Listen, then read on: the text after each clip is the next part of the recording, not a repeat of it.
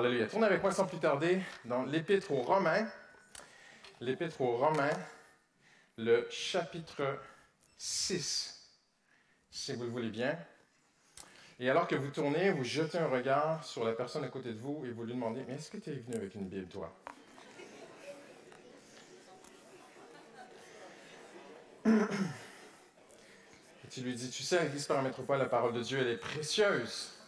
Amen. C'est pas religieux, mais c'est précieux. Alléluia. » Si vous ne le saviez pas, je ne suis pas d'origine française, je suis français, sur papier.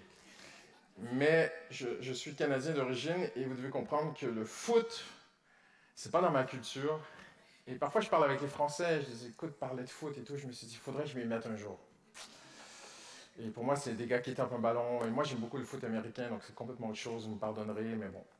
Et puis, donc, pour essayer, pour faire des efforts, pour me mettre dedans, je me dis, ça fait quand même 17 ans que je suis là et le foot ne m'intéresse pas. Il y a des jeunes dans mon entourage qui commencent à me stimuler au foot.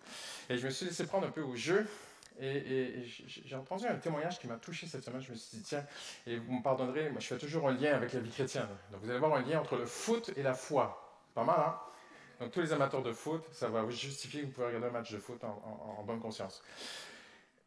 Je ne vais pas répéter son nom, c'est un jeune Norvégien. Le pauvre, je vais casser son nom. Mais j'ai écouté un entretien, une interview sportive cette semaine qui m'a interpellé. Parce qu'il y a un jeune prodige qui est en train de monter, il a déjà battu des records, il y a plusieurs A dans son nom. Bon, il y en a déjà qui le connaissent. Et je ne vais pas dire son nom, je vais complètement le louper. Et j'ai aimé ce qui a été dit. En fait, son père était joueur de foot. Et le petit est né et a grandi dans des stades, dans le foot, assis sur les cuisses de papa et maman. Et le foot, pour lui, c'est devenu la norme, c'est devenu naturel. Et il y a un coach, un spécialiste du sport qui disait cette semaine, de la psychologie du sport qui disait cette semaine, en fait, ce jeune-là, c'est un prodige parce qu'il n'a pas seulement appris à jouer au foot, il comprend la psychologie du sport, du foot. Quelqu'un m'expliquait que même lorsqu'on l'entraîne, on l'entraîne à voir autour de lui tous ses adversaires et à voir à l'avance comment ils vont se comporter pour lui mieux se comporter. J'ai tellement aimé cela. J'aimerais vous dire que si vous êtes un enfant de Dieu, si vous êtes né de nouveau, votre Père a déjà gagné tous les matchs. Et il nous fait grandir. Non seulement que Dieu veut que tu apprennes, mais beaucoup plus que tu comprennes. Vous êtes avec moi ce matin? On l'a vu ensemble, et je le répète à travers cette série qui est si importante. Dieu ne veut pas seulement qu'on passe notre vie à apprendre, il veut que l'on puisse comprendre les choses de Dieu. Et je vais vous montrer à quel point c'était en fait les premiers chrétiens. C'était ainsi dans la première Église. Dans le Nouveau Testament, le plus important n'était pas de faire des choses, mais c'était juste d'avoir la foi que Jésus a déjà tout fait. C'est avec moi ce matin? Et on peut tellement rapidement s'éloigner parce que c'est contre notre nature.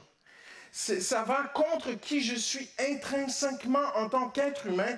J'ai besoin de savoir quoi faire, pasteur, en tant qu'enfant de Dieu, en tant que chrétien. Montre-moi quoi faire. Et il y a des gens qui sont friands de cela. Ils vont faire un beau business évangélique avec ça.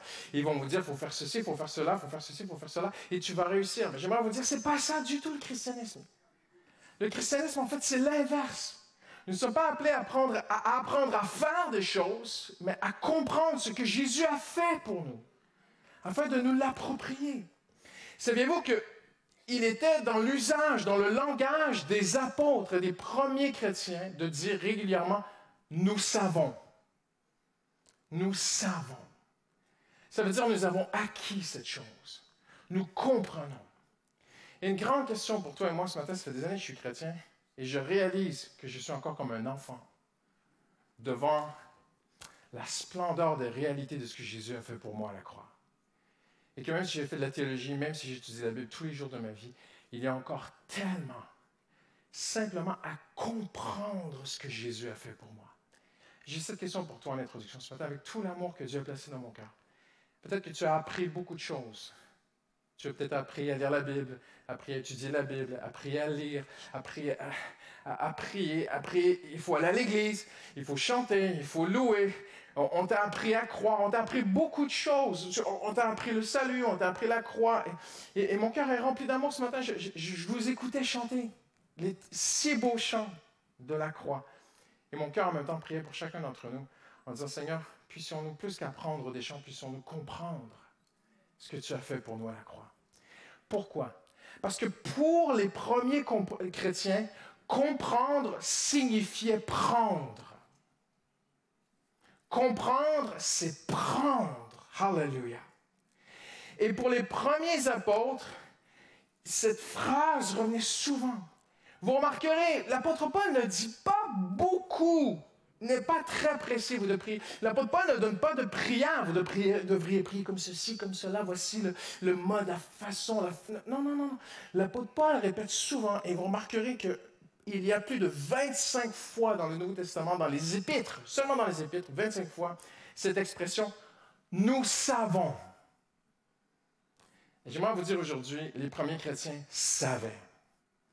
Nous savons qui nous sommes en Jésus-Christ. Or, nous savons que. Or, parce que nous savons. Et regardez ce que Jean dit dans son épître. Parce que nous... Là vous allez dire, c'est pas possible. Mais oui, c'est vraiment un vrai verset.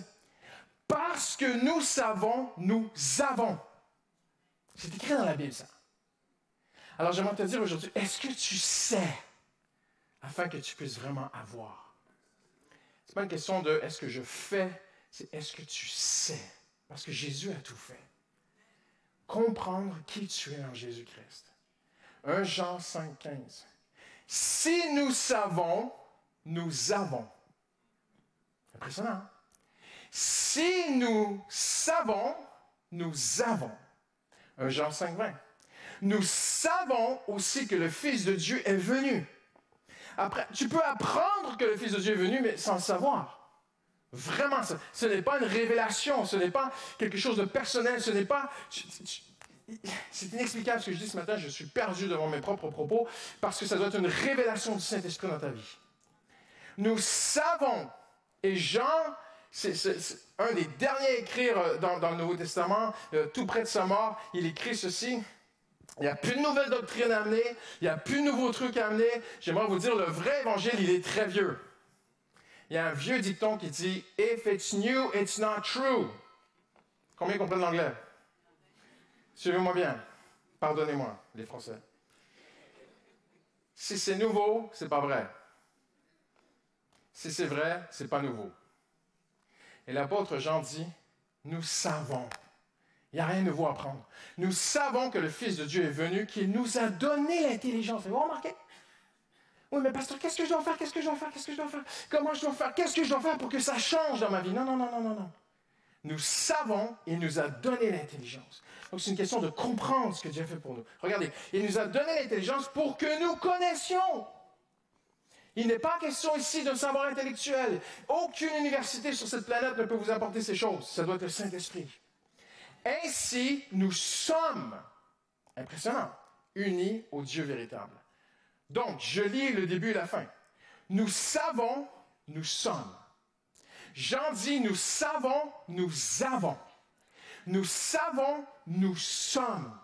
Écoute-moi bien ce matin. Seigneur, aide-moi.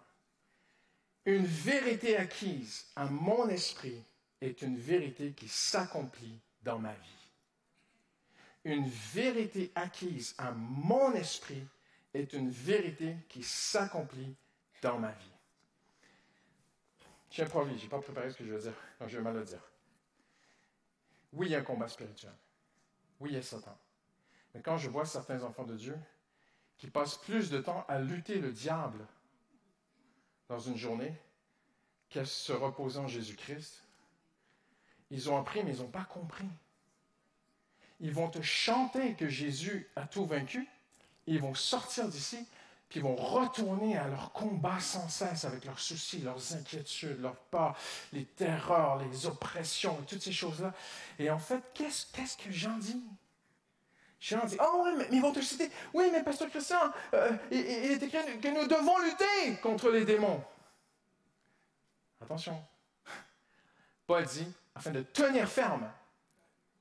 Donc, c'est de rester dans ce que nous sommes, en fait. C'est ça le vrai combat spirituel. Nous savons, alors nous avons, dites avec moi, nous savons. Nous avons. Bon, le reste du message, je vais prêcher ça. Hein?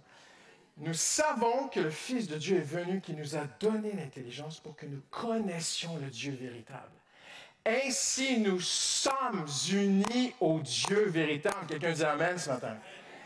Et lorsque la vérité devient une révélation dans ton cœur, ça ne te passe plus au-dessus de la tête, ça ne coule pas sur ton dos comme sur le dos d'un canard, tu ne te sens pas comme devant une vitrine du verre, et le christianisme est de l'autre côté, les chrétiens sont de l'autre côté. Je me souviendrai toute ma vie de cet homme qui était venu à l'église et qui venait à l'église. Sa femme avait été délivrée de mauvais esprits. C'était incroyable comment Dieu a touché ce couple qui était à la dérive. Et elle consommait 50 cachets par jour pour dormir, pour se lever, pour faire sa journée. Elle n'arrivait plus à manger. Je ne vous raconte pas l'état dans lequel était son système digestif. Elle ne buvait que du Coca-Cola pour tenir à travers la journée. Elle était devenue tellement maigre, anorexique. Cette jeune mère de famille avait 3 enfants. Oppressée par des esprits, et débarquée à l'église. On était en pleine réunion pastorale à l'époque, c'était dans une autre église, et on était dans une pièce, et le Seigneur l'a délivrée, et le Seigneur l'a libérée de tous ses médocs, complètement libérée en Jésus-Christ, de toutes ses addictions. Mais son mari, lui, se sentait à l'extérieur de tout ça. Et il m'a dit, j'ai appris, mais je n'ai pas compris. Je voyais, mais je ne savais pas. Ce n'était pas à moi. Je n'avais pas vécu. Et un dimanche matin, dans un culte ordinaire, combien croient que Dieu fait des choses extraordinaires dans des cultes ordinaires? Je le répète, si on vous demande d'aller payer à des conférences, toutes sortes d'endroits, il y a tellement de choses qui se font sur Paris. Et vu que je suis à Paris, je suis obligé d'en parler. Faites attention, vous ne vous laissez pas avoir, vous ne vous faites pas usurper. On veut votre argent parfois. C'est des charlatans, c'est des vendeurs d'élixir. Jésus a tout payé. Hallelujah.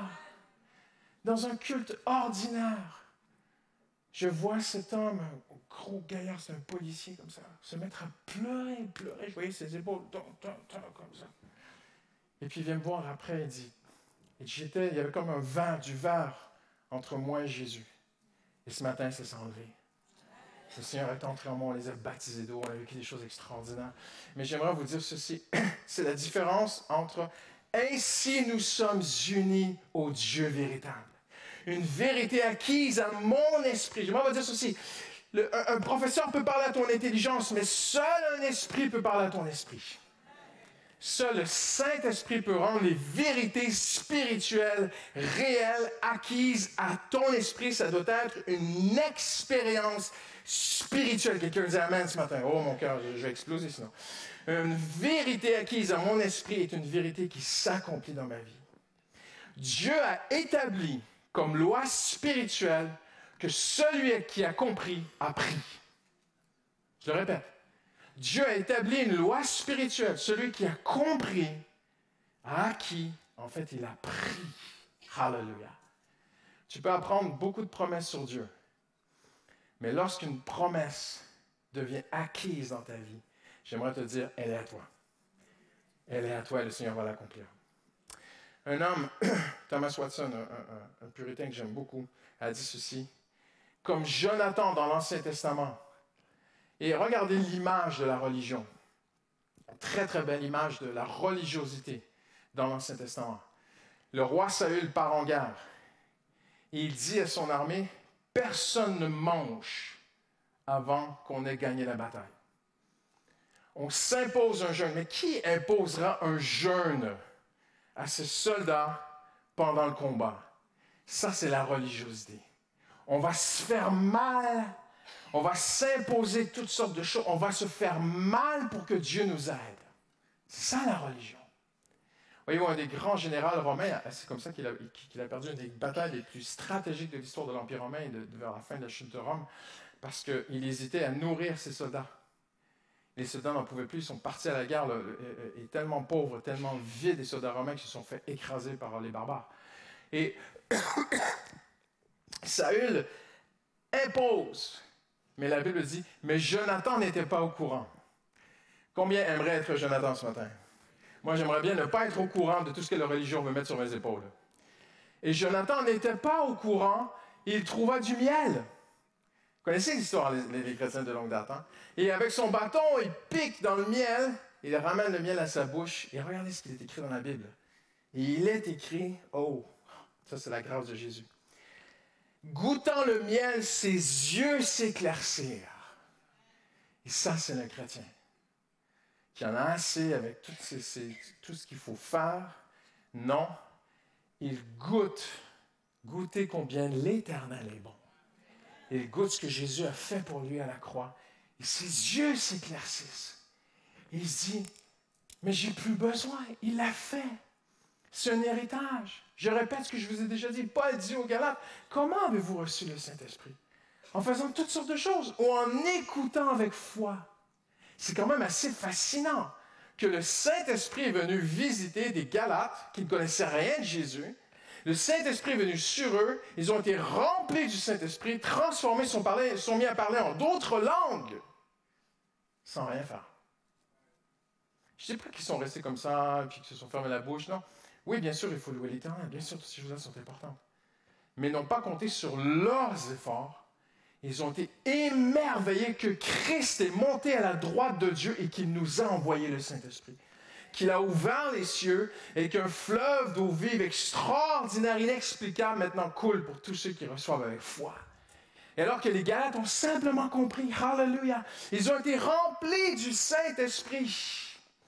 Comme Jonathan, ses yeux s'éclaircirent. L'Esprit vient comme une pointe de diamant graver les évidentes... Oh, là, il va falloir que tu réfléchisses. L'Esprit vient comme une pointe de diamant graver les évidentes vérités sur nos cœurs. C'est plus que là, c'est gravé là. Et ça devient naturel.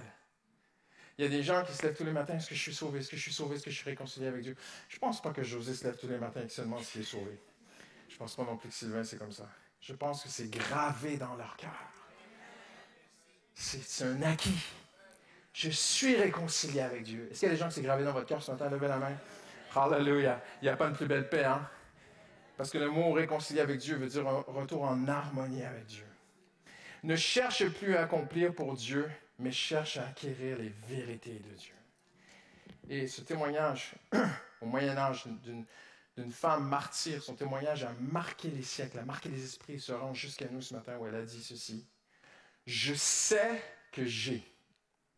Je ne peux pas débattre Christ, mais je peux brûler pour lui. Ça, c'est fort. Tu pouvais la couper en morceaux. Elle savait où elle allait. Je sais que je suis à lui. Et ça, c'est mon évangile. Alors, ce que je vous propose ce matin, on va continuer. On est à notre 6e message. Pas qu'est-ce que je peux faire pour être un meilleur chrétien? Qu'est-ce que je peux faire pour me sanctifier? Qu'est-ce que je peux faire pour être encore plus pur intérieurement? Qu'est-ce que je peux faire pour vaincre ma chair? Non. On va découvrir ensemble, si vous le voulez bien. Qu'est-ce qu'il a fait pour que la victoire soit assurée sur notre chair? Je m'éloigne de mes notes ce matin, on se répète des choses, c'est tellement important. Paul dit, je n'éprouve aucune honte à vous répéter les mêmes choses. Il y a 3 étapes dans ta vie. Le salut est instantané, la glorification est instantanée, mais entre les deux, il y a toute ta vie terrestre. La première étape, c'est l'adoption. La dernière étape, c'est la glorification. Entre les deux, c'est le plus long, c'est le plus compliqué, c'est la sanctification. Nous sommes couverts par le sang de Jésus, mais à l'intérieur, on a besoin d'être transformés. Vous êtes d'accord avec moi? On a besoin que le caractère de Christ grandisse en nous. Et ça, c'est pas gagné. Mais on n'y arrivera pas par nos forces. Alors, on va essayer de se détacher de ce désir en nous. Et voyez-vous, c'est tellement important pour l'homme de faire, parce que l'homme, la preuve que c'est important pour l'homme, c'est qu'il a lui-même créé toutes sortes de religions. L'homme ne veut pas que Dieu le fasse pour lui. L'homme veut mériter son ciel. L'homme veut se changer. Et j'aimerais vous dire ceci ce matin. Les 3 étapes de ta vie chrétienne demandent une seule chose, ta foi. Le juste vivra par la foi.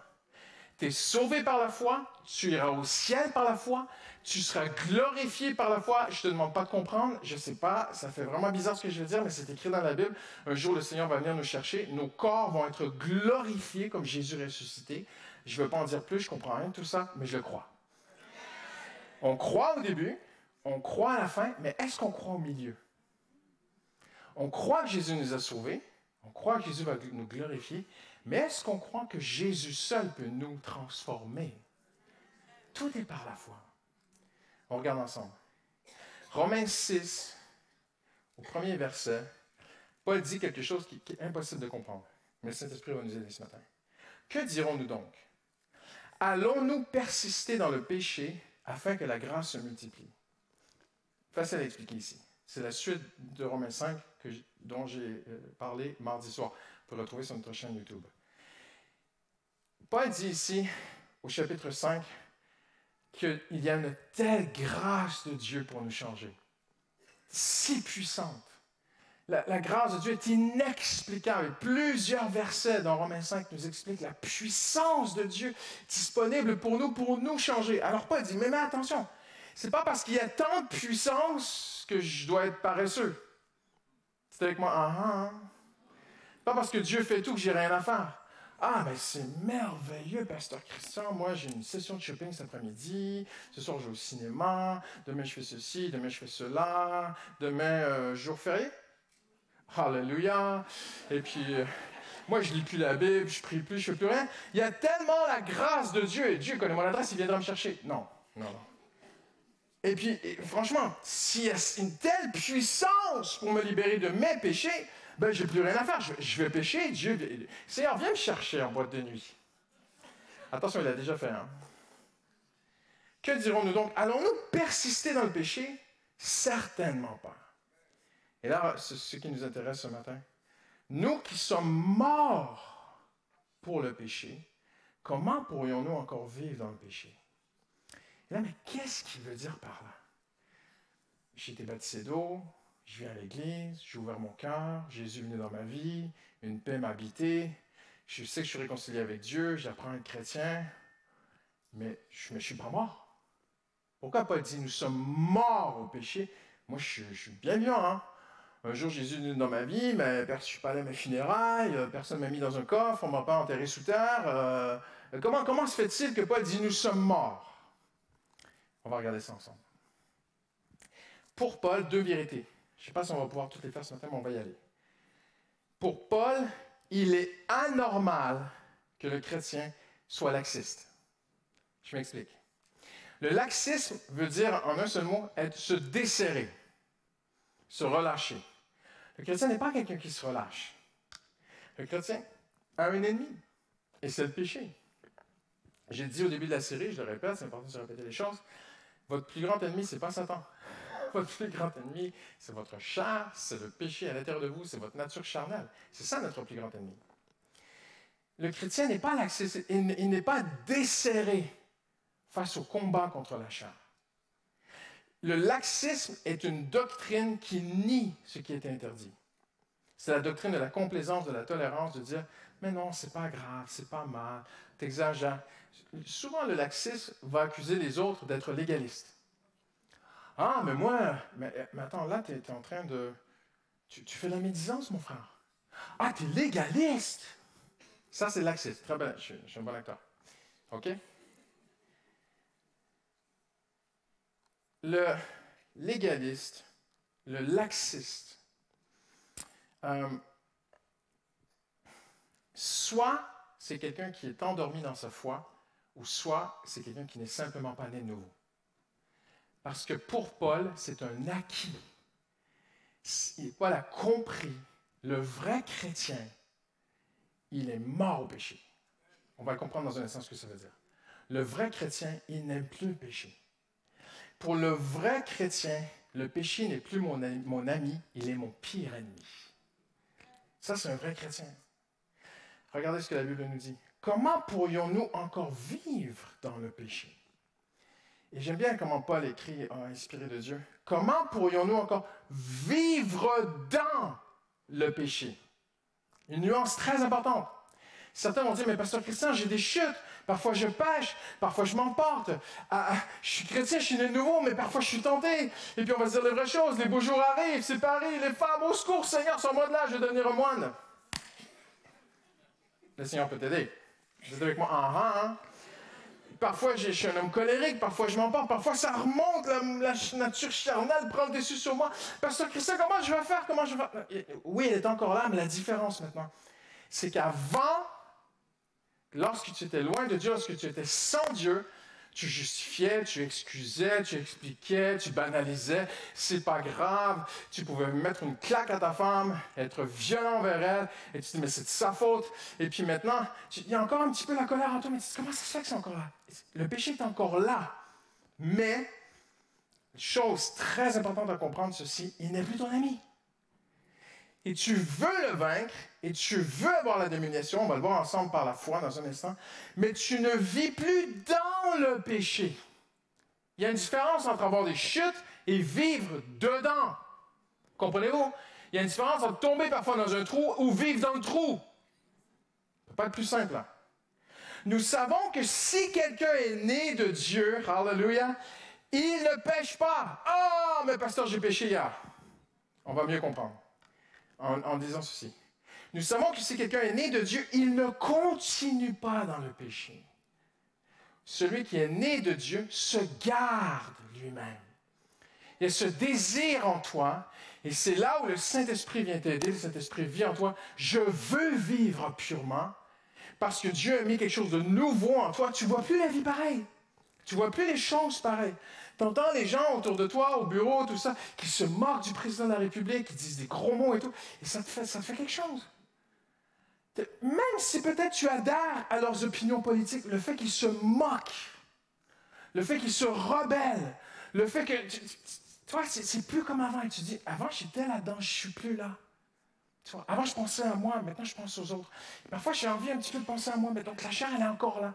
La différence c'est que maintenant tu ne vis plus dans le trou, tu n'es plus pris dans le trou. Tu es toujours un peu en danger d'avoir des chutes, bien sûr. Mais c'est plus pareil. Celui qui est né de Dieu, et pour Paul c'est très simple, le vrai chrétien, en fait il est mort au péché. Il est mort à quoi? Parce que le péché existe toujours.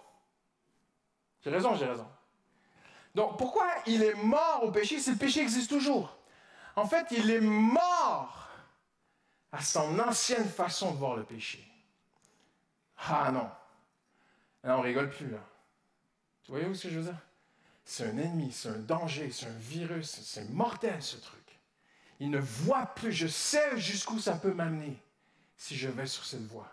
Il y a même une sainte crainte de retourner à certains endroits, de refaire certaines choses, de revoir certaines personnes. Tu sais où ça peut t'amener. Ça, c'est nouveau. C'est ça, être mort au péché. Il ne voit plus le péché, là. On n'est plus des potes, là. T'es mon pire ennemi, en fait. Et ça, pour Paul, c'est un acquis. C'est un acquis. Un chrétien, il est simplement comme ça. C'est naturellement en lui.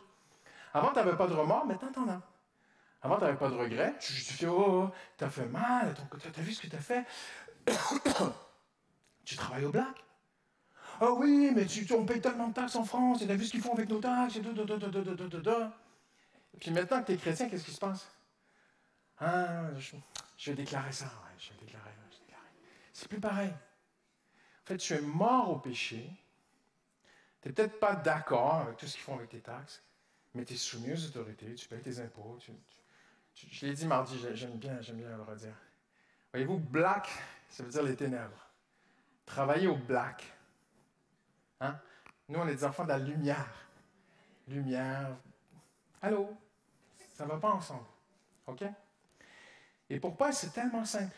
En fait, un chrétien, il est comme ça. Donc, c'est déjà une bonne question à se poser. Es-tu né de nouveau? Est-ce que tu es encore à ces étapes, ces anciennes étapes dont j'ai parlé, ou est-ce qu'il y a quelque chose qui a changé en toi? Parce qu'on l'a chanté ce matin. Si je vis, ce n'est plus moi qui vis, c'est Christ qui vit en moi. Et Christ veut grandir en toi. Et le caractère de Christ veut prendre la place, l'amour, la joie, la patience, la générosité, la bienveillance, la maîtrise de soi. Tout, c'est le fruit de Christ qui vit en moi.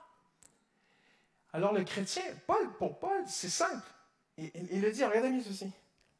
Nous qui sommes morts pour le péché, donc c'est un fait, c'est un acquis, c'est compris, C'est pas juste j'ai appris, c'est acquis, j'ai compris. Le chrétien, il n'a plus la même relation au péché. Il n'a plus le même regard sur les choses, les plaisirs, la sensualité, le monde, l'amour de l'argent. Il ne voit plus les choses de la même façon. C'est un acquis. Donc déjà, si c'est ainsi en toi, tu as déjà une très bonne preuve que tu es né de l'Esprit. Parce que Jean-Baptiste a dit, on reconnaît un arbre à ses fruits. Jésus a dit, un bon arbre ne peut pas apporter de mauvais fruits, c'est impossible. Mais pasteur, parfois j'ai un mauvais caractère, bien sûr, mais on va grandir dans la sainteté. Amen? Hallelujah. Vous êtes avec moi? Il est anormal que le chrétien soit laxiste ou le chrétien vive encore dans le péché. Mais pour Paul, il est normal qu'une œuvre a déjà été faite par le Saint-Esprit dans le chrétien. Quelque chose a déjà été fait.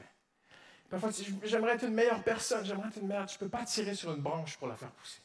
Tu ne peux pas tirer sur un arbre pour qu'il porte du fruit. Tu le nourris. Tu ne peux pas te forcer à avoir un meilleur caractère. Christ vit en toi. Nourris Christ, nourris ta relation avec Dieu, et le caractère de Christ va grandir en toi naturellement. La religion force les choses, Christ le fait naturellement. Hallelujah. C'est ça la vraie grâce de Dieu.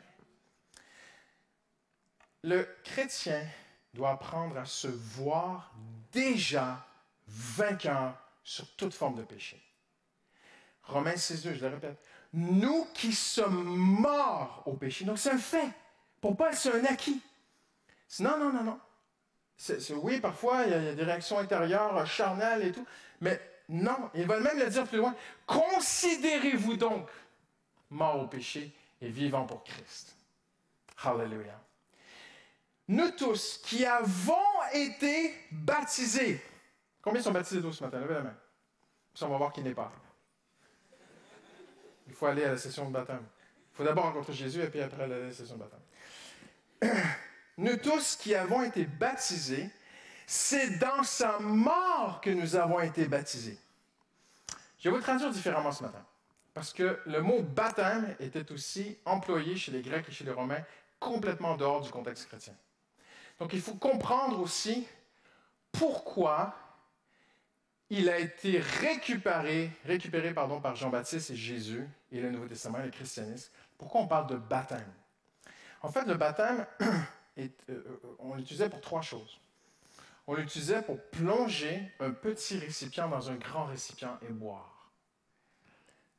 Le grand récipient, c'est la nature de Christ. C'est l'Esprit de Dieu. Vous avez été baptisés et après on sort un petit récipient rempli de ce qui était dans le grand récipient. On ne peut pas être plus complet, plus simple. Vous êtes avec moi? On va aller un petit peu plus loin. Mais Paul dit, vous avez été baptisés dans sa mort. Donc le grand récipient représente la mort. Et le petit Christian a été plongé dans la mort. Et il y a quelque chose qui sort maintenant, qui fait partie de ma vie. Je suis mort au péché. J'ai plus envie de pécher. J'ai envie de vivre purement devant Dieu. Hallelujah. C'est quelque chose de nouveau. Vous pouvez attraper plein de gens là, qui ont fait les boîtes de nuit sur la rue de la Roquette et autour, et qui sortent à 7-8 heures le matin, dans un état complètement à côté de la plaque. Allez leur demander s'ils veulent vivre dans la pureté. Ils vont peut-être vous frapper. Ils sont parfois complètement à côté de la plaque. Ils n'aspirent pas à ça. Les gens n'aspirent pas. C'est quelque chose de nouveau. J'ai été baptisé en lui et maintenant, comme Christ est mort au péché, moi aussi, je vais être mort à tout ça. Et vivre pour Christ. Le mot, et c'est intéressant parce que Pasteur Mathieu en a parlé la semaine dernière, le mot aussi peut se traduire par teint. Vous avez été teint. Teinture, vêtements. Vous vous souvenez, c'était très beau le message de Pasteur Mathieu. Il avait retiré sa veste, tout la plongée. Vous vous souvenez de ça? C'est le mot baptisé. Vous avez été teint par la mort de Jésus. C'est naturel. Tu es vainqueur sur le péché. Tu es mort au péché et maintenant tu vis pour le Seigneur Jésus. Hallelujah. C'est le mot teint, c'est le mot plonger un petit récipient, c'est le mot lessiver. C'est pas mal ça. Nous avons été lessivés dans Jésus-Christ. Teints dans Jésus-Christ, nous avons été plongés en Jésus. Nous avons été teints, lessivés en lui. Alléluia. Aucun chrétien n'a vaincu le péché par sa propre force. Il a gagné sur toute forme de péché par la venue du Saint-Esprit dans sa vie. N'essaie pas, mon ami. Pendant des siècles, ne va pas là par tes propres forces. Ce sont des géants qui vont t'asservir. C'est l'effet d'élastique, j'en ai déjà parlé. Et pourquoi refaire l'histoire? Pendant des siècles et encore aujourd'hui, pendant que nous parlons, j'étais en vacances il y a quelques années, je fais une sortie à vélo et je suis arrivé devant un monastère de vrais ascètes, des hommes qui se sont enfermés toute leur vie. Ils sont enfermés dans ce truc pour un seul but, vaincre leur chair. Et je me suis arrêté avec mon vélo devant la porte du monastère et un papy qui est sorti. Et j'avais envie d'aller vers lui, lui parler. Il m'a vu, il a refermé la porte. Vous riez, mais j'avais le cœur brisé. Seigneur Jésus, on va s'enfermer pour vaincre le péché par nos forces. Jésus a dit, Père, je ne te prie pas de les retirer du monde, mais de les préserver du malin, du mal. Ah oui, mais c'est le diable. Oui, peut-être, mais beaucoup plus que le diable, la propre chair et le mal en nous. Et Jésus est venu pour qu'on puisse vivre dans le monde, mais vainqueur sur le monde. Alléluia. Pendant des siècles, d'innombrables moines du monde entier, de toutes sortes de religions, ont échoué à vaincre par leurs prières, par l'ascétisme, par des récitations de versets, par des jeûnes, par toutes sortes d'efforts, ont échoué à vaincre le péché. La grâce de Dieu, c'est que le Saint-Esprit l'a fait en toi. Il vit en toi. Ça doit devenir un acquis. Nous ne sommes plus dominés par le péché. Je termine bientôt. Regardez ce qu'il dit. Vous vous souvenez de ce que j'ai dit au début? Nous savons, donc nous avons. Regardez ce que Paul dit. Nous savons que nous ne sommes plus esclaves du péché. Tu es né nouveau, tu es un enfant de Dieu, tu es réconcilié avec Dieu. Quand la tentation vient, quand la chair monte, peu importe comment le péché se manifeste tout à coup à toi, tu dis une chose. Je sais que je ne suis plus esclave de toi. Là, on dit, mais pasteur, c'est trop simple ce que tu dis. Mais c'est le christianisme. Ça prend ou à laisser. Le juste vivra par la foi. Hallelujah. Le péché est vivant en toi, bien sûr, mais il a perdu sa puissance de domination sur toi. Afin que le corps du péché soit réduit à l'impuissance. Donc, on a renversé les rôles. Avant, le péché t'appelait, tu y allais comme un esclave. Moi, j'ai vu des hommes pleurer dans mon bureau. Ils répondaient comme des esclaves à l'appel de la pornographie, à l'appel de la sensualité. Les larmes aux yeux, ils allaient à leur péché. Je ne dis pas qu'une fois chrétien, tu vis comme un ange, tu n'es plus tenté. Mais les rôles sont renversés. Avant, ils étaient dominés par le péché. En Jésus-Christ, maintenant, nous dominons le péché. Oui, je suis tenté, et entends-tu de mes pieds. Et s'il essaie de sortir de là, il retourne en bas. C'est ça, Romains 6. Lisez Romains 5, lisez Romains 6, c'est exactement ce qu'il dit. Je domine maintenant. Oui, je suis tenté, mais je domine le péché. Qu'est-ce qui est mort dans ma vie? L'amour du péché. Le Saint-Esprit t'amène à détester ton orgueil, ton mauvais caractère, les tentations, tout ce qui est de la chair. Le Saint-Esprit fait cela et il le fait parfois de façon très, très, très concrète. Je vais vous donner un exemple et on va terminer bientôt. J'ai une allergie mortelle aux crevettes. Donc, si vous ne m'aimez pas, Jésus me protégera. Mais j'aimais beaucoup les crevettes quand j'étais jeune. Et j'ai mangé des crevettes, j'étais un peu malade. Je mangeais des crevettes, j'étais un peu plus malade. Et j'ai mangé des crevettes, et un jour, j'étais très malade. Je me suis dit, mais qu'est-ce que... Donc, c'était toujours la faute des crevettes. Elles sont pas fraîches, elles sont pas fraîches, elles sont pas fraîches. Et il est comme ça, le pécheur. Hein? C'est toujours la faute des autres. C'est la faute des crevettes, c'est pas la faute de Christian Robichaud. Jamais les crevettes, mais allergique mortel aux crevettes. Et un jour, je mange les crevettes, je me réveille à 2 heures du matin, je suis comme une montgolfière dans mon lit. Le den de quick qu'on appelle, je suis gonflé. Je réveille ma femme me regarde, elle ne reconnaît plus son mari. Elle cherche une aiguille pour le dégonfler. Elle m'amène aux urgences. Le épipène, je dégonfle. Le médecin me regarde droit dans les yeux. La prochaine fois, c'est 10 minutes, vous mourrez. Ah, c'est fini les crevettes. C'est pareil avec le pécheur. J'ai raison. Tu vas un petit peu regarder. Tu ne dis pas à ta femme. Tu retournes un peu. Les choses commencent à mourir en toi. Car le salaire du péché, c'est la mort. En anglais, on dit « the wage of sin », le résultat du péché. Tu te sens plus bien avec Dieu. Tu n'aimes plus ta femme. Tu as tellement regardé d'autres femmes. Je m'excuse, on va dire des vraies choses. Hein. Et puis, mais tu continues parce que ton mariage n'est pas encore à la dérive. Et puis, ça va de mal en pire, de mal en pire, de mal en pire, de mal en pire. Tu vois? Ou tu t'énerves un peu. Tu t'énerves un peu plus. Tu es sorti de ta voiture et tu as parlé à l'autre. Et là, tu dis, mais la prochaine fois, mais qu'est-ce que je vais faire? Voyez-vous? Et en fait, chaque fois que tu manges tes crevettes, tu es un peu plus malade. Dites avec moi, ah! Et le Saint-Esprit se sert de ces choses pour te montrer que c'est mortel le péché. On ne joue pas avec les crevettes. Si vous n'êtes pas allergique aux crevettes, continuez à manger des crevettes. Je suis pas en train de dire que les crevettes, c'est du péché. Moi, c'est mortel. Ma femme est allergique au gluten. C'est pareil. Et le Saint-Esprit, parfois, va te laisser aller. Faire un peu plus. Seigneur, au secours, aide-moi, Seigneur, aide-moi à ne pas y aller. Voyez-vous ce que je veux dire? Et puis tu dis, mais Seigneur, pourquoi tu m'as laissé tomber dedans? Je ne dis pas que Dieu veut que tu pêches.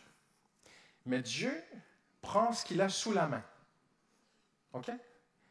Alors tout concourt au bien de ceux qui aiment Dieu. Et Dieu va t'amener à un endroit dans ta vie où tu vas dire, j'en peux plus là. J'en peux plus. Et il t'amène à mourir au péché. À détester ce que tu aimais. Parce que ça te fait des réactions. Quand je mangeais les crevettes, vraiment, j'aimais bien ça.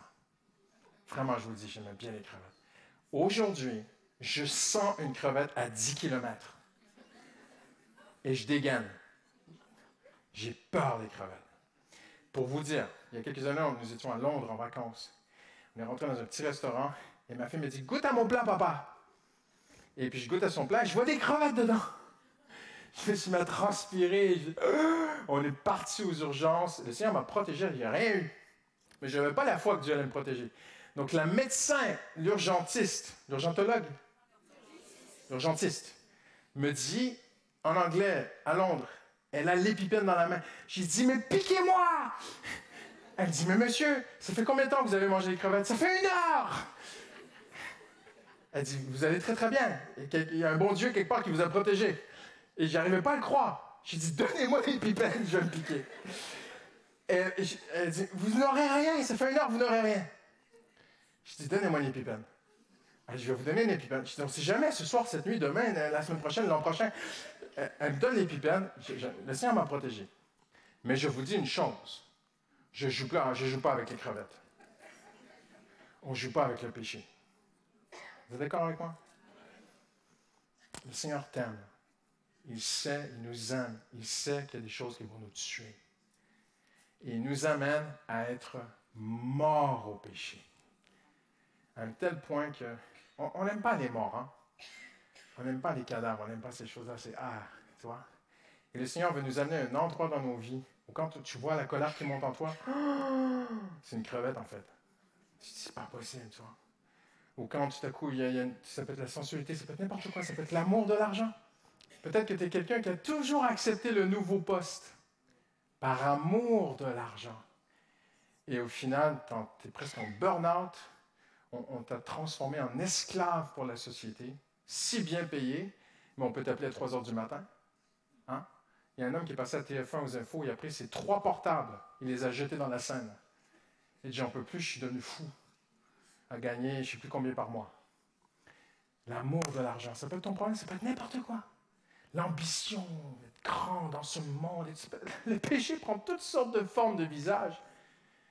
Mais le Seigneur t'aime.